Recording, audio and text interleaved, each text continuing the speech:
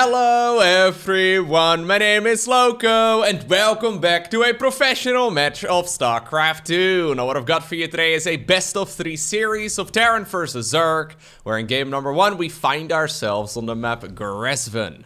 Spawning right here in the top left hand corner, playing with the blue Terran SCVs, we have GuMiho.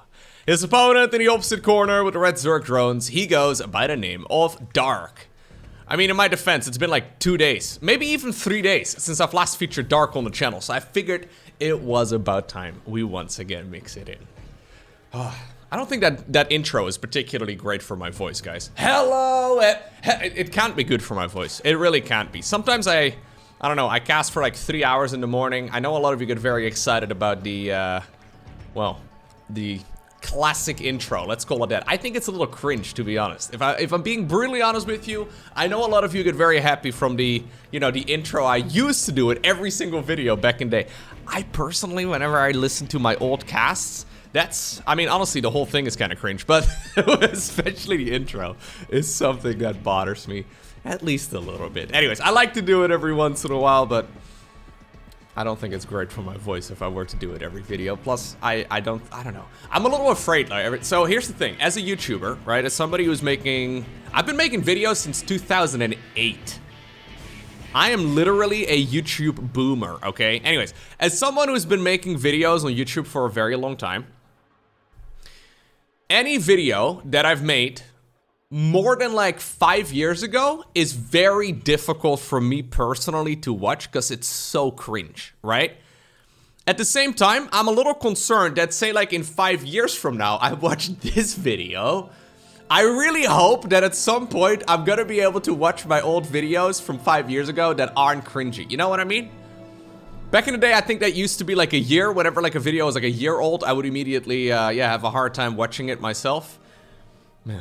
Anyways, maybe one day we'll get there. And I think changing up the intro and just going for something random is probably one of the best approaches for me personally. Anyways, that being said, normal build here from both players. We've got ourselves 6 Zerglings. Okay. Dark giving his opponent a little bit of respect. He decides to, yeah, make 6 links. Not so. That is not supposed to happen. If you go for 6 links, you really want to make sure you don't lose any Zerglings, but you also doubly want to make sure you don't lose any drones. There was really no reason for that worker to go down. But of course, this is Dark we're talking about, so Dark oftentimes seems a little inconsistent. He's one of the very best players on the planet. But honestly, this is the one thing, like, you'll never see Serral losing a drone to GuMiho's early game Reaper. I don't think I've ever seen that happen. It just seems silly. Also, right now, he's marching around with the slowlings off creep, not something you want to usually do. The chances of you getting a wraparound on the Reaper, they are rather low, but apparently we are sending them across. We're actually sending all of the links across. Okay, second queen available in the natural right now. What exactly is the plan? Double inject as well with the first 2 queens. Okay. Anyways, these links are gonna finish up Zergling speed. This may actually work out kind of nicely right here for the Zerg, so maybe he has lost a drone, but he should be able to get some work done over here. I'm surprised GuMiho has not already sent these SCVs into the main base, because like, where were those Zerglings gonna be if they're not defending the natural or the main base? Where are they gonna be? So we end up, well, taking an eye for an eye right there. 2 SCVs end up going down on the side of the Terran. 1 drone ended up going down on the side of the Zerg, but obviously those SCVs were around for a little bit longer. They've mined a little bit more, so it's probably an even trade right there in the end. Okay. Third command center already done right here for Gumi. The Gumi God, of course, very well known for his mech play, but recently, yeah, in pretty much all the games I've seen him play against Zerg, even though this kind of seems like the mech patch, GuMiho has been playing bio. I guess GuMiho just wants to do whatever is the least cool option, okay? What all the other Terran... Well, I guess that's not entirely fair. Basically, all the Terran players are still playing bio most of the time. But GuMiho, yeah, just, yeah, playing it a little bit differently than everybody else, which is fair enough. Overlord wanted to fly a little further forward, but that Viking already popping it out of the sky. And this is going to make it difficult for the Zerg player to figure out exactly what they're playing against. Well, what are they playing against? It is indeed that big bio transition. With the triple CC opener, so the triple command center start, GuMiho doesn't really need to deal a lot of damage in the earlier stages of the game. In the meantime, though, I was gonna point out that Dark decided to go for a quick lair, but that is a pre-5-minute NYDUS network. Okay. That Viking is hunting around the map, and it checked everything other than the right side of the main base, which I find kind of funny. It will be spotted here eventually, I do believe, but by the time that that Viking gets here, the NYDUS worm is gonna be popping up in the main base. Okay, we have Zerglings over at the front as well. I'm assuming we're gonna pop the NYDUS worm, yep, straight into the opponent's main base. So that is exactly where Dark is gonna be positioning it. Zerglings running around, trying to distract as many of those Hellions as possible. Now that Overlord gets spotted, but the worm is already in the main base. Not a whole lot that Terran can do about this right now. These units are going to unload. Good positioning right there on those two Hellions, though. They're gonna be roasting loads and loads of Lings. Okay, still good crisis management here actually by the Terran. Stimpack, of course, at this point is done. Maybe this was actually one of those builds that's specifically, well, meant to counter a mech-based opener. We've decided to go for another NYDUS worm over here in the natural. Do we have transfuses? We do have transfuses, but do we even need it? I mean, it probably wouldn't hurt. Dark really wants to save up as much of that energy on the queens as possible, though, so they can transfuse one another. There you go. Eventually, one does go down. Okay. Dark starting off this series with a build we haven't seen in quite a long while. This is one of those strategies that historically, especially a rogue played this a lot. Historically, this, is a strong all-in, but Terrans have gotten very good at holding this sort of shenanigans. Dark's been playing a lot of straight-up macro lately, too, and at least a lot of the games I've been casting of him, for example, in the GSL Code S and a bunch of other big tournaments. This is from a smaller online cup, from a weekly tournament, that apparently Dark decided, you know what, it is time for me to get this series over with fast. I've got dinner to catch, I don't know, maybe he's got plans for tonight, you know? He wants to get this series over with nice and quickly. Now he has, well, created a complete Zerg infestation in his opponent's natural. And I think this has worked out pretty darn well. Okay. Yeah, we're gonna continue with the NYDUS shenanigans in the main. That siege tank definitely could have shut this down a little bit easier, I'm not gonna lie, but I do believe that this worm will get shut down here in the end. Okay. GuMiho going in for the counterattack. The problem is, there's already a transition now from Dark. He's got the Roach Warren done, he's making a couple of Roaches, he's going into... Well, the queens come back home right now. He's going into double Evo as well. I think this is just going to be a Roach speed timing attack on the back of this right now with 1-1, which is going to hit like an absolute sledgehammer. It's going to be a couple minutes, though. And obviously, this is Dark, so I don't actually know if he's going to commit. Okay, one medevac ends up going down. There's the Roach speed. There's the +1. I'm assuming the +1 carapace will start up with the next 150 gas right now. Right now. Right now. Yes, I did it. First try. Amazing. Okay, so this does, of course, alleviate a little bit of pressure right here off of GuMiho. GuMiho currently sitting at, well, a good amount of army still. I don't think this is really something you can break very easily with slow Roaches. My main concern is, well, for the Terran player that is, when these upgrades finish up. It's gonna be a couple minutes, but like I said, it's really gonna hit hard. Dark has essentially got full 3-base saturation. He's finished up his quick 4th hatchery as well. Yeah, Gumi probably realizes what he's playing against. He hasn't seen the Evo chambers, but he saw the Roaches, and this is the most standard timing attack when you're going for a Roach-based army.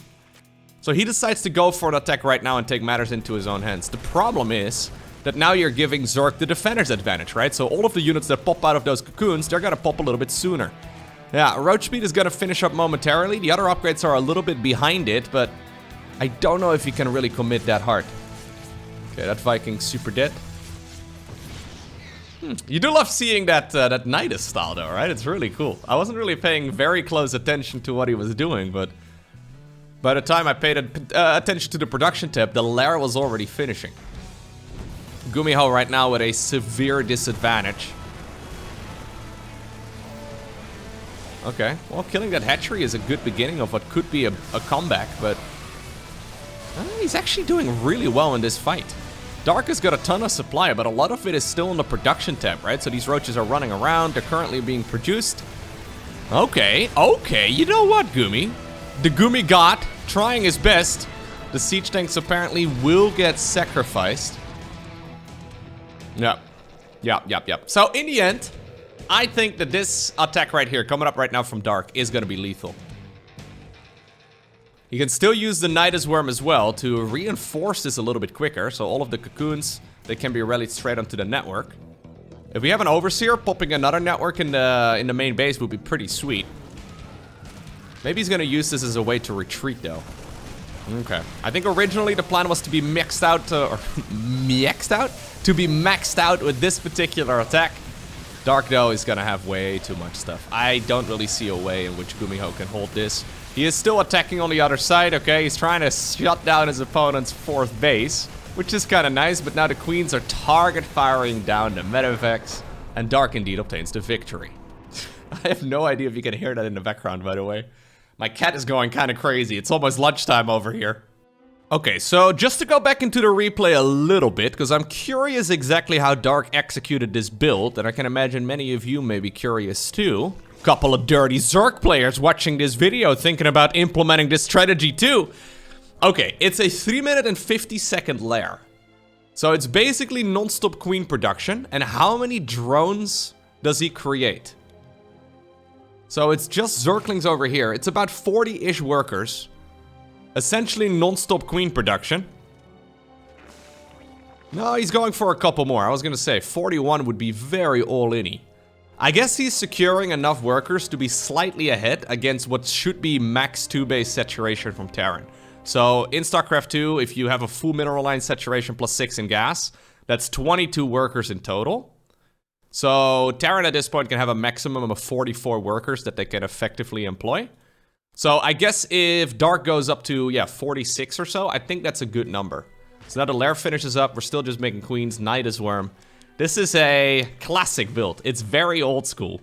Not something I've really seen much, but sometimes those builds, they come back into the meta.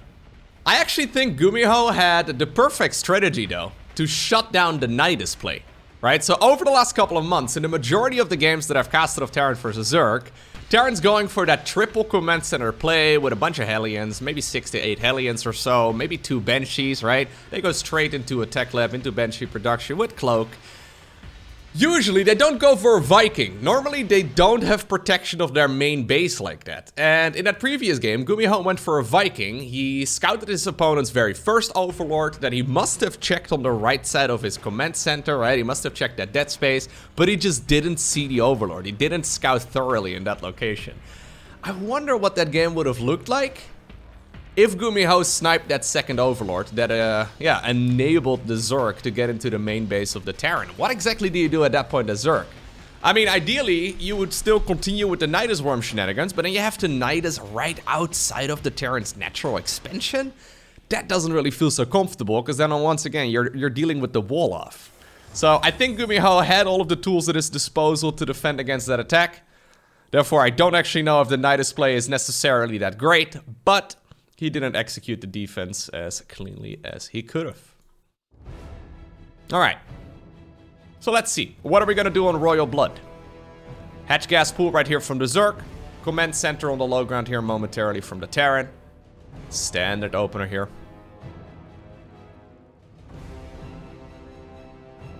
There we go. Okay. Yeah, I don't think GuMiho can really be too upset at himself as far as the... I mean, he should have seen that Overlord, right? That's what he can be upset about, but... Yeah, obviously, denying the NYDUS worm from going off of your main base is your main task. Also, such a classic Dark move, though, right? To go for a really quick lair. He sees his opponent going for a quick Viking, and then he still doubles down on the NYDUS network play anyways, which is kind of funny. Like, no, most Zerg players at that point would not be going for that, but... Dark's like, you know what, I think I've got my Overlord well hidden. I think it was probably, you know, pushed all the way to the top of the screen, right? So it's very hard to see on the minimap. Every StarCraft unit on the minimap is a little square, right? And if you push a unit all the way on the very edge of the map, it becomes like a half square. So it's like, it's tinier than it usually is. If you have it in the middle of the screen, it's a little bit different. Anyways, it's a very small difference, but I wonder if that's what helped Dark out in that previous game. Anyhow, apparently GuMiho is not deterred. He decides to go for a quick triple CC opener once again. And we're even hunting down that first Overlord. Hunting down the first Overlord is nice, but I'm never convinced that it's actually the best move. The problem right now is that normally this barracks would be producing a reactor. And I mean, you can still go for a reactor, but you're not gonna be able to get your... Oh my god. If that Overlord lifts, this is all a disaster. Link speed is about 5 seconds. Okay, 15 seconds maybe. No, he is gonna be able to get this easy peasy. The problem is now you're trickling out one Hellion at a time, so the follow-up aggression is denied. Dark has had a bit of time to prepare an Overlord in advance, yet he didn't. Okay, now he goes for an additional one. I mean, he did make one extra OV, but not quite sufficient, I would say. What did he just cancel? Sorry, I didn't even notice. He made something here and then he canceled it? What did he make? It probably was on my screen, but I wasn't looking at it. Hello? Oh, okay. So he decided 3.5 minute Roach Warren right there, and then he canceled it immediately. Little bit indecisive. I think maybe he was... There's a chance that Dark thought he didn't start up an Overlord yet at all. And then as soon as he saw this one finish, okay, we've got a fusion core. Maybe he should have kept the Roach Warren. Anyways, maybe he thought, oh crap, I hit a massive supply block. It's time for me to go for an all-in right now, because I don't really have much of a chance if I fall this far behind. And then he sees the Overlord and realizes, okay, maybe I don't really need to go for an all-in the end. Anyhow, GuMiho has decided to go for a fusion core. That means the man is transitioning towards cattle bruisers. Cattle bruiser operational. Now, battle cruisers are amazing, of course. The problem is usually that they're expensive. 400 minerals, 300 gas. They're one of the priciest units in the game. Only beat by the mothership. The big difference is, though, that the mothership, obviously, you can only have one of them. And the, well, you need the fusion core, you need the starport, you need a tech lab, you need basically a supply depot as well. That's not really taken into account, I guess, in the cost of the battlecruiser, but they're pricey units. Yeah, and this is now gonna allow Zerg to do whatever they like for the foreseeable future. This was a nice beginning here for GuMiho, but now he's losing quite a few SCVs. Dark has just been holding down the Zorkling button, which is very odd. I don't blame GuMiho for, yeah, trying this out, but this is still Dark he's playing against, who can basically make a round of links at any point in time.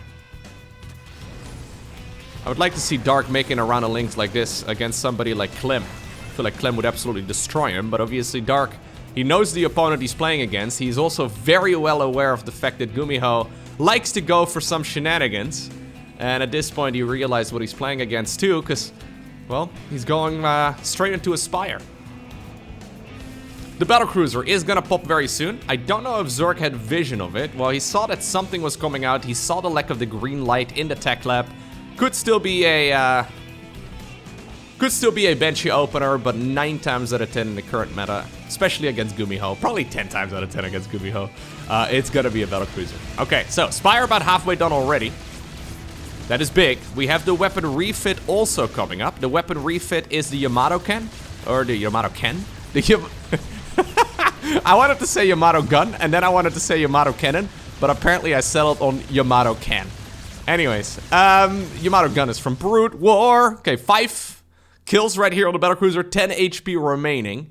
A couple of Hellions here on the left side of the map trying to get some damage in too. Did he see the Spire? He did not see the Spire.